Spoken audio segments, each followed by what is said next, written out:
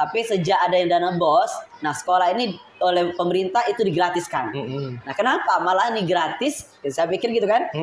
Kenapa anak-anak yang tidak mampu tidak bisa kita tarik? Iya. Apa ruginya kita? Iya benar-benar. Malah kita memajukan anak-anak yang kurang mampu. Siang sahabat Rumba, kita kembali di acara podcast bersama salah satu semifinalis sayembara guru SD favorit sekota Palembang tahun 2023-2024. Hadir di sini salah satu semifinalis dengan Pak siapa Pak?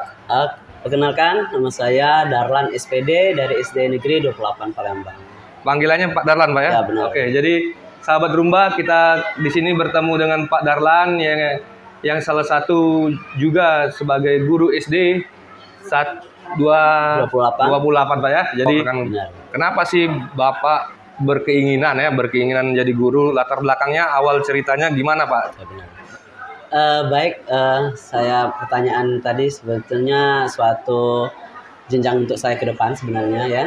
Jadi sebelum saya menceritakan sesuatu dari latar belakang saya sebagai guru, itu yang pertama adalah sebenarnya awalnya ini terjadinya pada saat cita-cita saya sebenarnya menjadi dokter sebenarnya. Dokter Pak ya? Iya. Jadi sebenarnya saya dokter nih. Cuma dari saya pengalaman sekolah dari SMP sampai SMA, nah di sini saya mempunyai beberapa lingkungan. Lingkungan sini saya lihat, perhatikan di lingkungan saya, tempat tinggal saya itu semuanya standar minimum di jenjang pendidikan. Sekitar tahun 2090, 2000.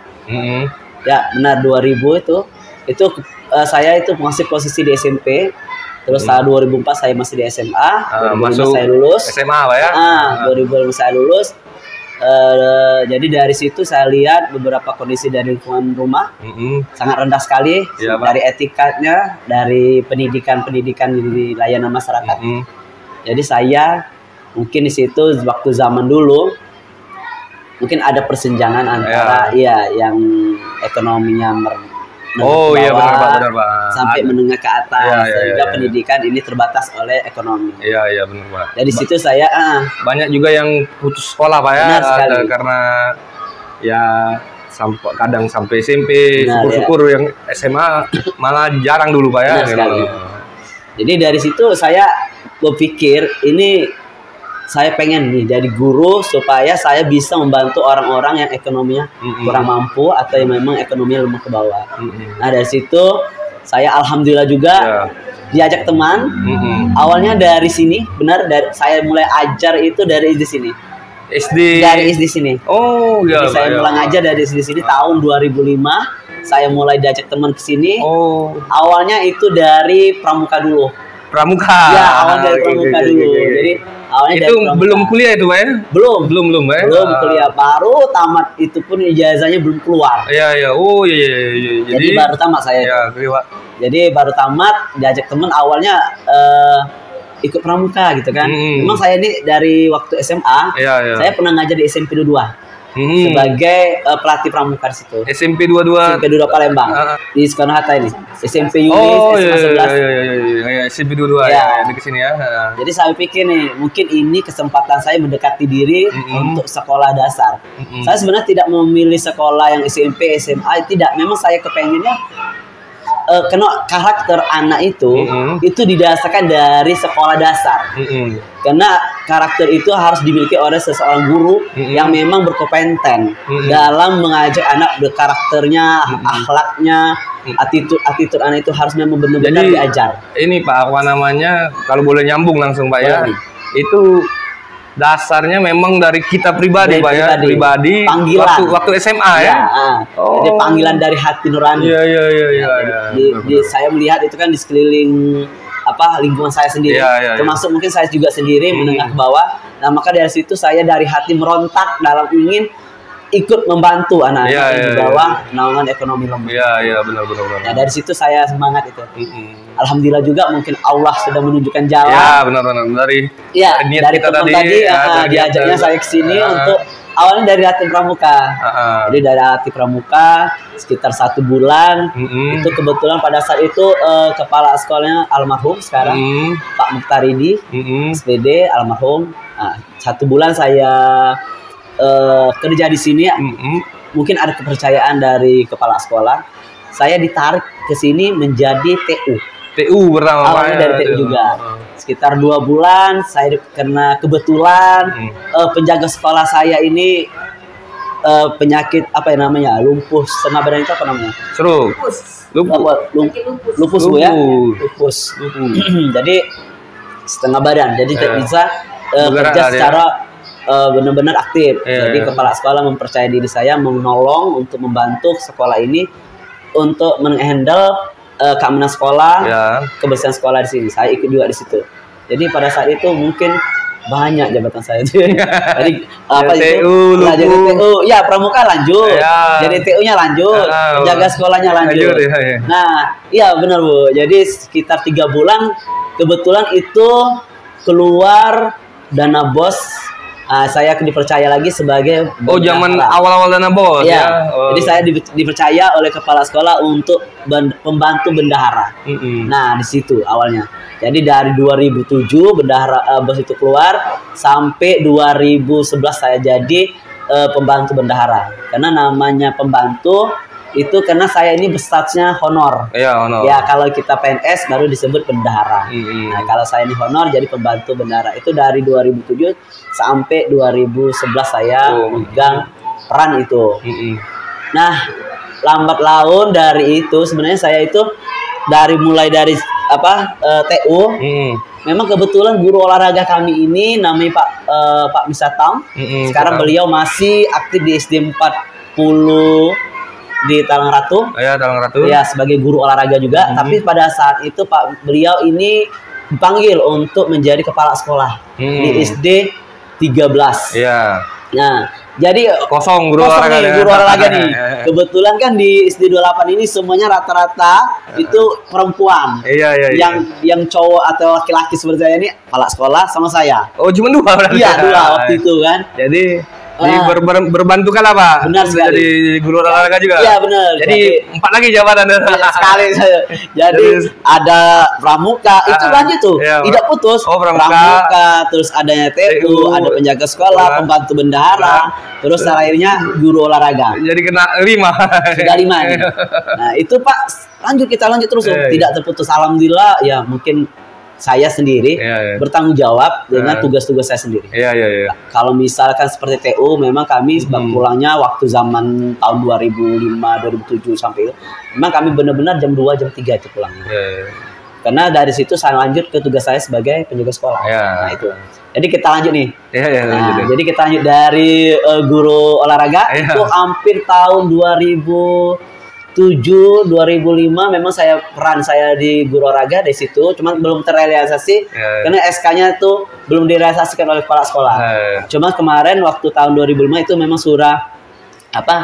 disuruh memang untuk honor pelengkap untuk guru ngajar olahraga sebenarnya. Cuman di SK-kan itu tahun 2007.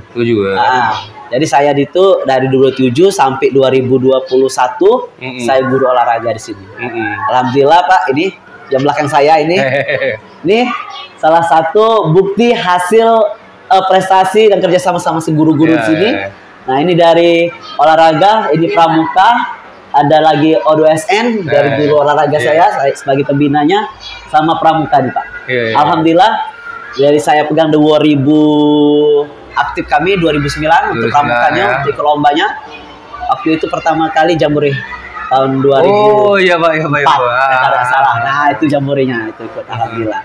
Tapi alhamdulillah lambat laun karena saya ini sebagai operator juga. Nah, itu tambah lagi tuh. Jadi operator sekolah.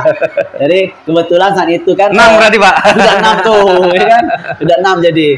Jadi saya sebagai operator sekolah. Kalau untuk operator sekolah itu mulai kita tahun 2009. Karena sudah aplikasi.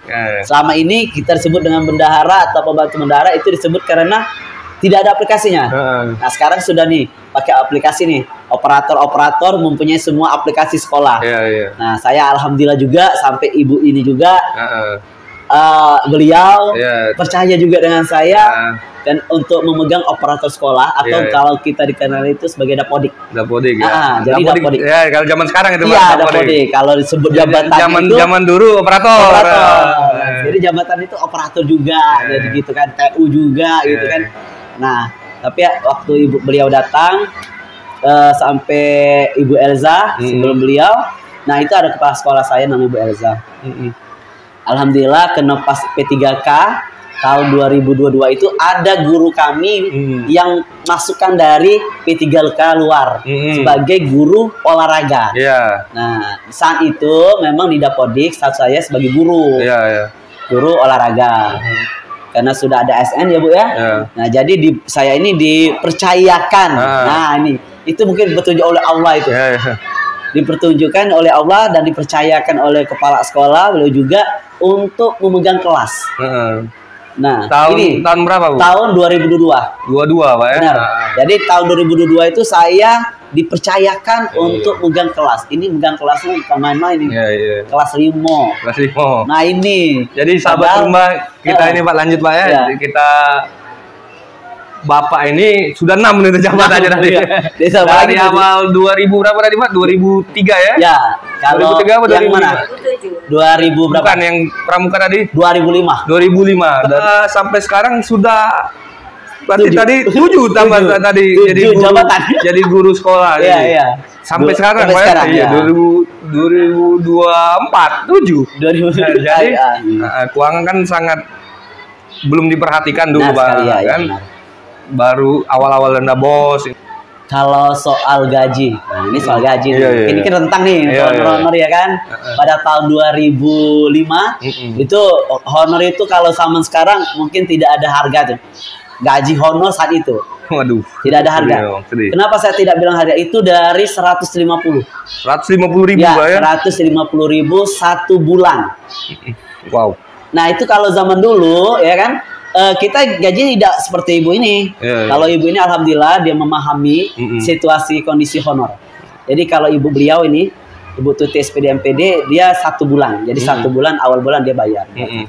Alhamdulillah dia mengerti, beliau mengerti. Tapi kalau kita balik lagi nih cerita 2005 tadi. 2005 kemarin ya. Itu kami kadang gaji itu 3 bulan gitu kan, baru digaji kan, 6 bulan memang baru digaji. Bukan dari sekolah kami aja, memang seluruh itu aturannya dari dinas.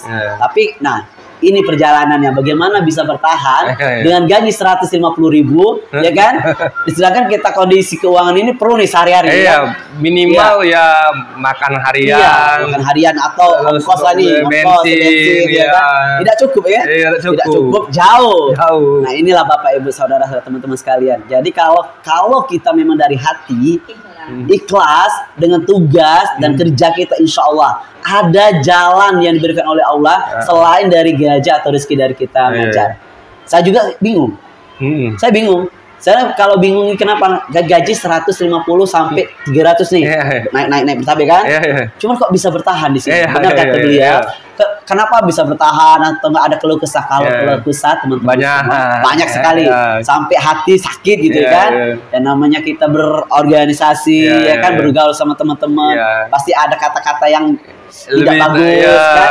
Cuma dari masyarakat apa tetangga kita cuma enggak apa-apa. Yang jelas kalau dari hati kita dari dalam sebagai jiwa pendidik, sebagai jiwa guru, insya Allah Allah akan memberi rezeki lebih besar dari itu. Nikmatnya lebih besar dari itu. Makanya kenapa saya bertahan? Saya selalu bertahan.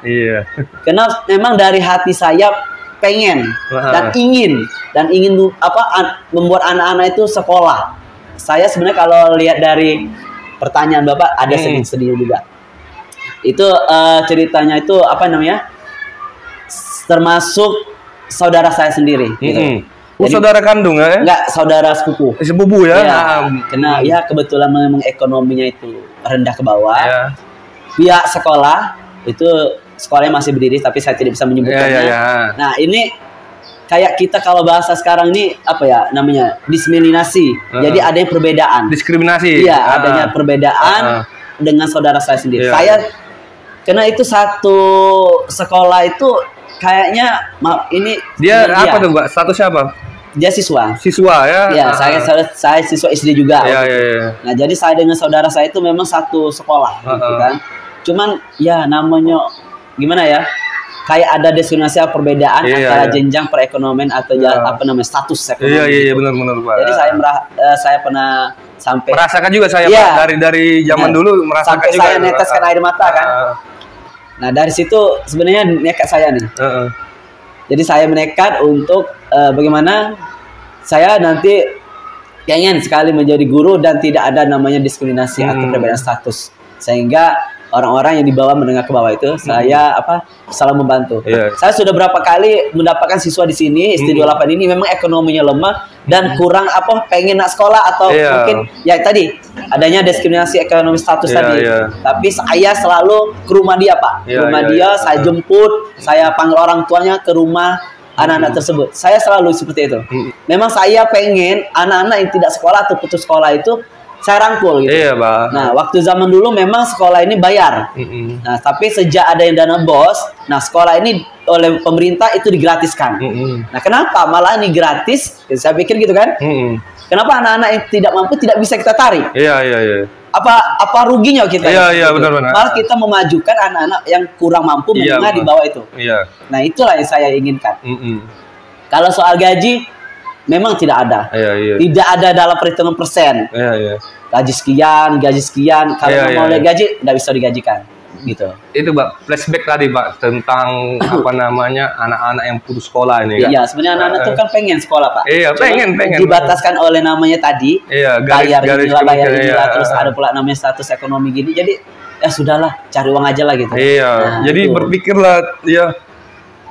Memang makannya susah kan? Jadi makan susah, nama lagi sekolah, nama ada buku, SPP. Iya, kan? lagi uang itu kan. Terus ada lagi duit apa yang soal-soal itu Pak? Iya, lembar jawaban itu. LKS itu SMP itu. LKS itu. Iya, lembar kerja siswa Bu. Iya, itu kan dulu bayar kita beli. Iya. Nah, sekarang nggak ada. Nggak ada lagi itu Pak. 2022 Pak ya baru diangkat jadi 2022 jadi wali kelas untuk ASN 2024. Ininya tesnya Pak? Tesnya 2023. 2023 Pak ya. 2003 baru angkat 2024. Ya, untuk bulan ini. Alhamdulillah Pak. Ya, alhamdulillah itu rezeki. Perjuangan panjang.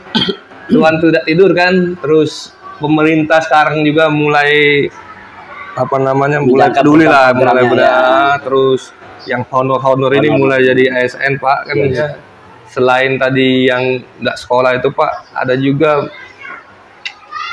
anak-anak yang memiliki permasalahan Pak ya, permasalahan dalam berbagai ini, terus dia malas sekolah Pak.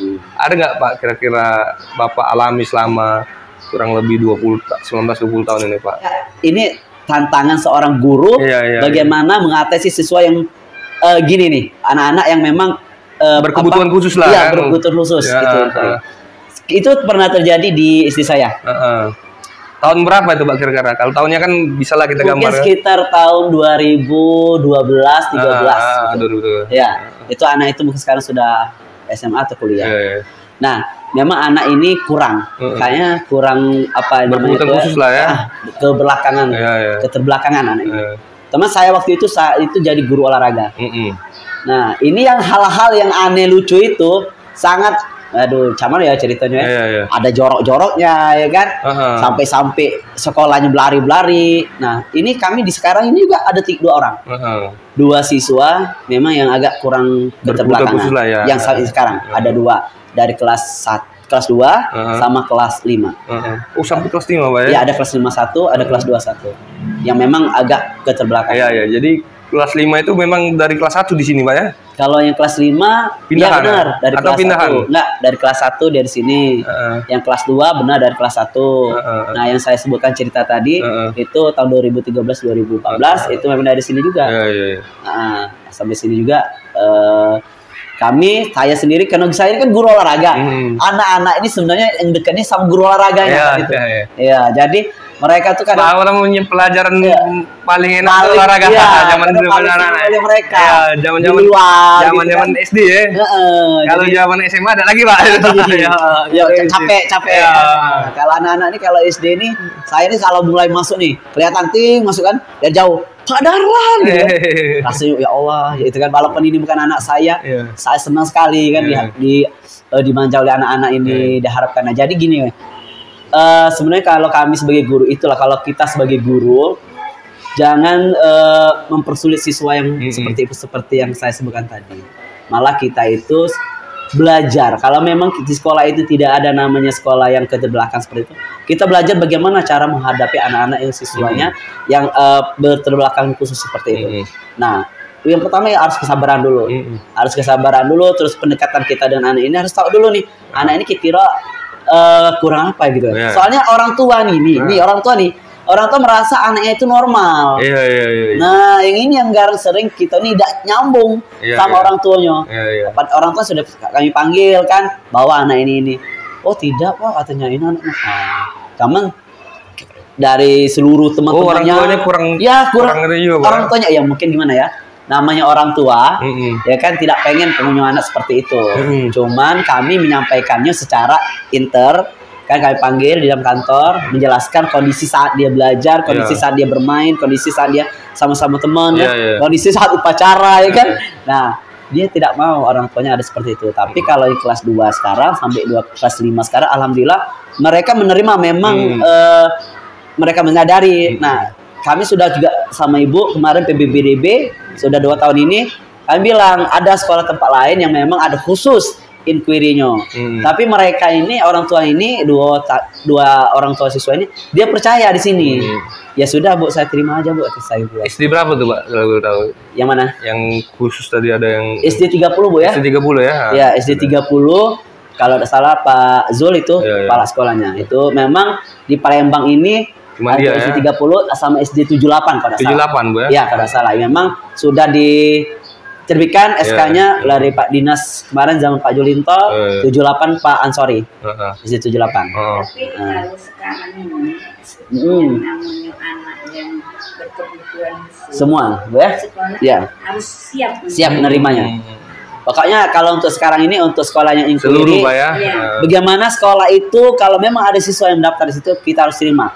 Kita harus terima, kita harus didik sama dengan anak-anak yang lainnya juga. Makanya dari situ itu tantangan kita juga.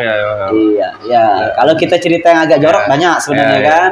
Sampai saya itu Pak, ini nanti kalau yang ini permasalahan kalau misalkan siswa nih pas lagi olahraga, kalau dia buang air besar gimana tuh Pak? Coba di tengah lapangan. Apa yang harus kita lakukan ya kan? Nah, kita sebagai guru ini jangan langsung mengucilkan atau memarahi anak tersebut. Jangan, karena anak-anak yang berketerbelakang khusus itu dia tidak bisa disentak. Anak-anak itu tidak bisa disentak. Kita harus dekati apa yang terjadi. Kita tanya. Itu pernah terjadi dengan saya sendiri. Waktu saya lagi olahraga nih, teman-temannya, Pak, ada bau gitu. Nah, saya dekati nih siswa tersebut. Apa namanya Pak? Manusia orang-orang biasa aja, yang normal lah ya, normal. Kadang-kadang juga buang air besar juga di celana kadang-kadang kan. Benar, ya. Apalagi kan, apalagi mungkin malu ya. Baru masuk sekolah. Terus anak-anak yang kurang seperti itu tidak bisa dimarahin Pak. Iya. Memang kalau orang normal aja nggak marah. Udah enak kita kan kalau marahnya. Iya benar, kita jadi harus dekati dulu. Kita cari tanya dulu nih masalah apa di situ. Nah baru kita bisa menyelesaikannya. Itu jangan sampai anak tersebut merasa dia dikucilkan atau diskriminasikan gara-gara kementalan itu. Jangan sampai gitu. Nah, itu harusnya sebagai guru seperti jiwa guru harus seperti itu. Momen apa Pak yang paling tak terlupakan Pak sebagai mengajar ini Pak? Yang selama 19 tahun ini Pak. Ya, oke. Sebenarnya kalau saya balik bertanya tadi Bapak, kita nyambung dari sini tadi, diskriminasi itu bukan untuk siswa saja. Ya, ada namanya diskriminasi sama teman guru, ada diskriminasi sama teman sekolah, ada diskriminasi antara guru dengan siswanya. Nah, kalau mau cerita orang tua guru dengan, orang tua muridnya, wali siswa dengan wali siswa dengan anak-anak siswa, atau guru sama wali siswa bisa. Itu bisa semua terjadi, namanya kehidupan. Diskriminasi itu banyak jenisnya. Jadi banyak juga yang make yang pakai ya Iya, kan. iya.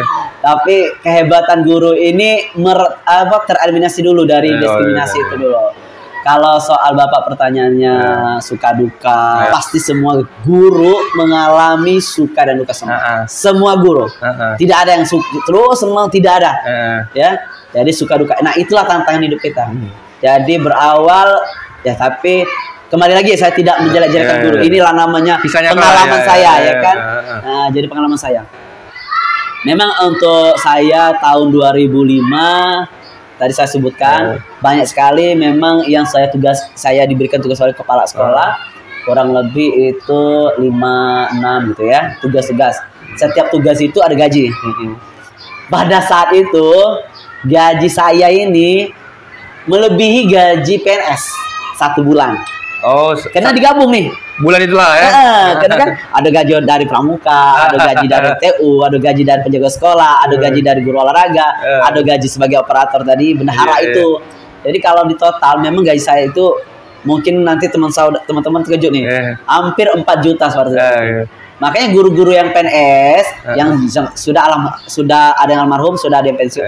Dia mungkin nih, mungkin ya kan, merasa iri nih. Masa honor, Darah kan honor nih, masa gaji ngalahin seorang PNS? Saya itu langsung oleh guru-guru, guru-guru menghadap kepala sekolah. Pak, ini tidak adil katanya gitu kan. Ini tidak adil, masa honor gajinya lebih besar dari guru. Kami PNS, kami tidak terima gitu kan. Jadi ada situ sampai ada guru. Sampai dia protes. Nah, saya protes nih. Ke mana? Kepala sekolah. Iya. Memang saya beberapa guru ini gue.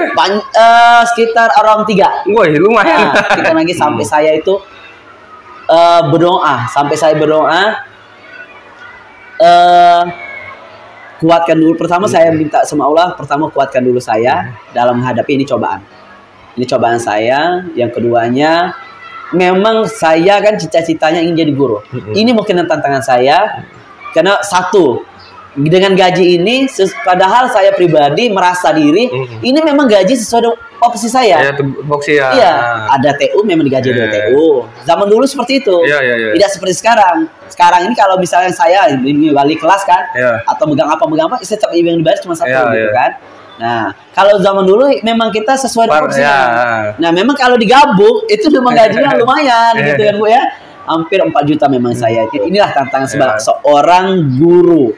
Walaupun saat itu memang saya guru olahraga mungkin kan, tapi inilah tantangan saya. Orang-orang yang mempunyai beberapa kepercayaan yang diberikan oleh kepala sekolah. Nah, kepercayaan ini susah.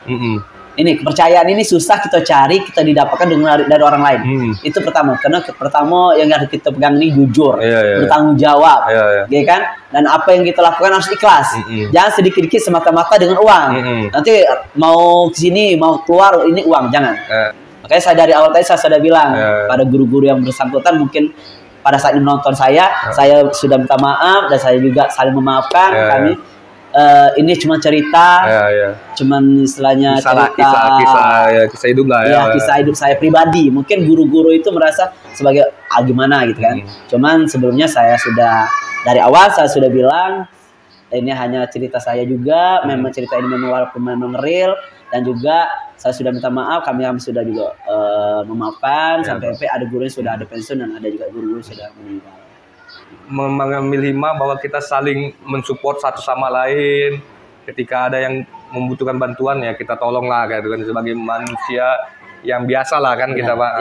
Jadi itu saja yang bisa kami sampaikan. Sampai jumpa di lain kesempatan. Salam sahabat rumah.